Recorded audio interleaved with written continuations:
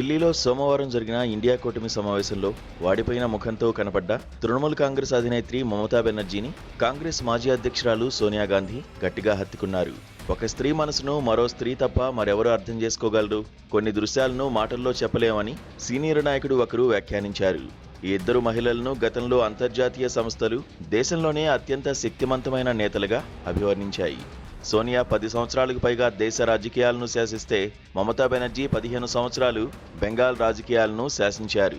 అయితే ప్రస్తుతం పరిస్థితులు అందుకు భిన్నంగా ఉన్నాయని వారికి తెలియనిది కాదు. గత నెలలో వెలువడిన 5 రాష్ట్రాల ఎన్నికల ఫలితాల తర్వాత బీజేపీ వ్యతిరేక శక్తులు మళ్లీ ఢిల్లీలో సమావేశమయ్యాయి. నిన్నటి వరకు తాము కాంగ్రెస్ను కూడా ఢీకొన్న విషయాన్ని మరిచిన మమతా బెనర్జీ వామపక్షాలు జాతీయ స్థాయిలో కాంగ్రెస్తో చేతులు కలిపేందుకు సిద్ధమయ్యాయి. తృణమూల్ కాంగ్రెస్ అరాచక, అవినీతి పాలనపై రాహుల్ గాంధీ ఇటీవలే తనను తీవ్రంగా విమర్శించిన విషయాన్ని మమతా బెనర్జీ మర్చిపోయినట్లే కనబడుతోంది. దేశంలో కాంగ్రెస్ నిర్వీర్యమైపోతోంది. ఇక జాతీయ స్థాయిలో నేనే కీలక పాత్ర పోషిస్తాను అని 2021లో ప్రధానమంత్రి పదవి గురించి కలలు కన్న విషయం కూడా ఆమెకిప్పుడు గుర్తుండే అవకాశాలు లేవు. 1998లో కాంగ్రెస్కు వ్యతిరేకంగా తిరుగుబాటు చేసి కోల్కతాలో ఏఐసీసీ ప్లేనరీ జరుగుతున్నప్పుడు ర్యాలీ నిర్వహించి పార్టీని ప్రకటించిన బెబ్బులి మమతా బెనర్జీ ఇప్పుడు కోరలు తీసినట్లే కనబడుతున్నారు. లోక్సభ, అసెంబ్లీల్లో తృణమూల్ పార్టీకి చెందిన ప్రజాప్రతినిధులు ఆమెపైనే తిరుగుబాటును ప్రకటించారు. ఆమె కుడి భుజం అభిషేక్ బెనర్జీ, ఎంపీ కళ్యాణ్ బెనర్జీ తదితర తృణమూల్ నేతలపై వీధుల్లో దాడులు జరుగుతున్నాయి. మమత ఒకప్పుడు ప్రత్యర్థులపై అవలంబించిన విధానాలే ఇప్పుడు ఆమెపై ప్రత్యర్థులు ప్రయోగిస్తున్నారు.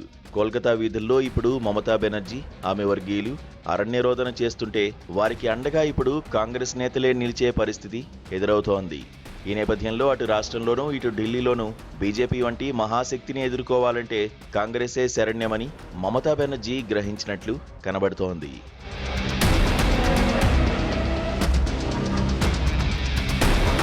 బెంగాల్ అసెంబ్లీ ఎన్నికల్లో కాంగ్రెస్, వామపక్షాలు సీట్లు పెద్దగా గెలుచుకోనప్పటికీ తృణమూల్ను బాగా దెబ్బతీయగలిగాయి.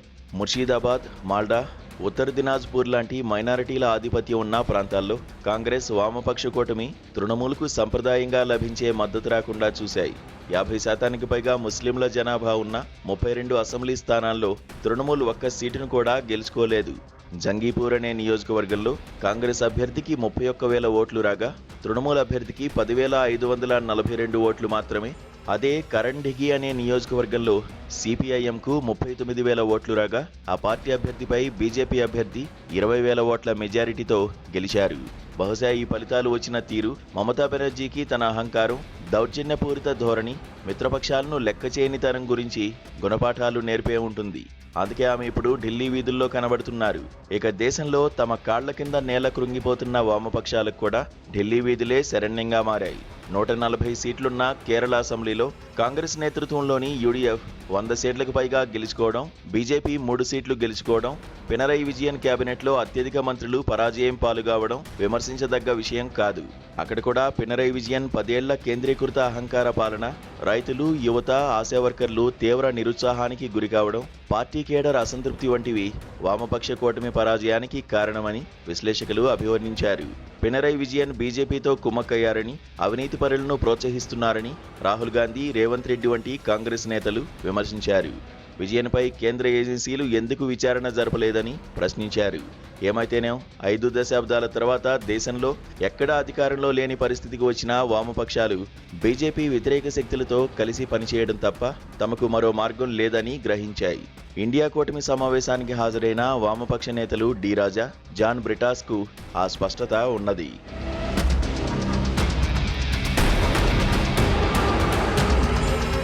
దేశంలో ఉన్న ప్రస్తుత పరిస్థితిని 2 ఏళ్ల క్రితం మరణించిన సిపిఐఎం ప్రధాన కార్యదర్శి సీతారాం యేచూరి బాగా అర్థం చేసుకున్నారు. సిపిఐఎం బహిష్కరించిన ప్రసేనజిత్ బోస్ను కాంగ్రెస్ తన పార్టీలో చేర్చుకున్నప్పుడు మీ కామ్రేడ్ను మేము మా పార్టీలో చేర్చుకున్నామని రాహుల్ గాంధీ యేచూరితో పరిహాసమాడారు. మీవాడు మావాడు అనేది ఏముంది, ఈ పోరులో మనమిద్దరము ఒకే పడవలో ప్రయాణిస్తున్నాం అని యేచూరి నవ్వుతూ జవాబిచ్చారు. దేశంలో బీజేపీ అడ్డు ఆపు లేకుండా దూసుకువస్తున్న పరిస్థితుల్లో ఆ పార్టీని ఎదుర్కొనేందుకు అన్ని బీజేపీ వ్యతిరేక శక్తులు సంకుచిత ధోరణి వీడి కలిసికట్టుగా పనిచేయాల్సిన అవసరాన్ని ఆయన ఎప్పుడో గ్రహించారు. ఇవాళ ఎన్డీఏలో ఉన్న పార్టీలేవి ఎన్నికల్లో పరస్పరం పోటీ పడ్డం లేదు. కానీ ఇండియా కూటమిలో ఉన్న పార్టీలకు ఆ మేరకు సమైక్యత లేదు. దాదాపు 2 ఏళ్ల తర్వాత ఢిల్లీలోని కాన్స్టిట్యూషన్ క్లబ్లో సమావేశమైన 23 పార్టీలకు ఎంత మేరకు లక్ష్యశుద్ధి ఉన్నది? డిఎంకే, ఆమ్ ఆద్మీ పార్టీలు హాజరు కాకపోవడంలో మర్మం ఏమిటి? ఎమర్జెన్సీ అనంతరం 1977లో కాంగ్రెస్కు వ్యతిరేకంగా ప్రతిపక్షాలు ఒకే ఎన్నికల గుర్తుపై జనతా పార్టీ పేరుతో పోటీ చేశాయి. అప్పటి చిత్తశుద్ధి, పోరాట స్ఫూర్తి ఇప్పుడు ఎన్ని పార్టీలకు ఉంది?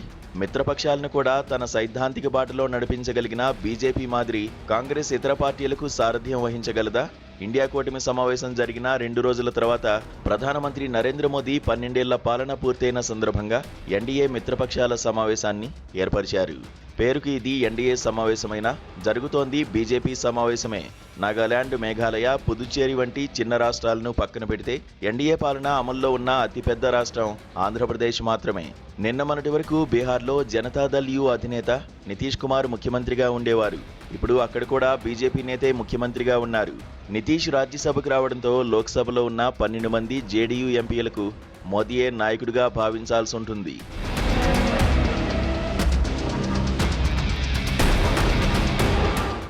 లోక్సభలో 28 మంది తృణమూల్ ఎంపీలు ఉండగా ఆ party chief whip Kakoli Ghosh Dastidar నేతృత్వంలోని 20 మంది ఎంపీలు మమతా బెనర్జీపై తిరుగుబాటు చేసి తమను ప్రత్యేక గ్రూపుగా గుర్తించమని స్పీకర్ ఓం బిర్లాకు లేఖ రాయాలని నిర్ణయించారు. వీరు కూడా ఏ సుముహూర్తాన్నో బీజేపీలో చేరి ఆ పార్టీ ఎంపీలుగా కాషాయ కండువా కప్పుకోక తప్పదు. అంటే బీజేపీకి తెలుగుదేశం ప్రమేయం లేకుండానే ఇప్పటికే లోక్సభలో పూర్తి మెజారిటీ వచ్చినట్లే లెక్క.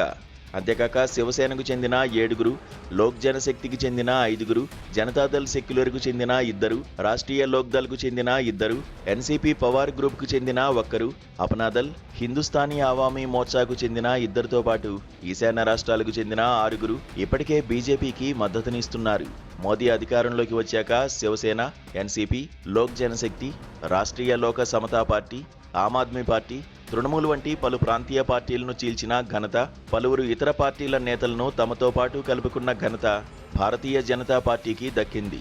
అంతేకాదు మోదీ హయాంలోనే బీఎస్పీ, బీజేడీ, అన్నాడీఎంకేతో పాటు పలు ప్రాంతీయ పార్టీల భవితవ్యం అగమ్యగోచరంగా మారింది.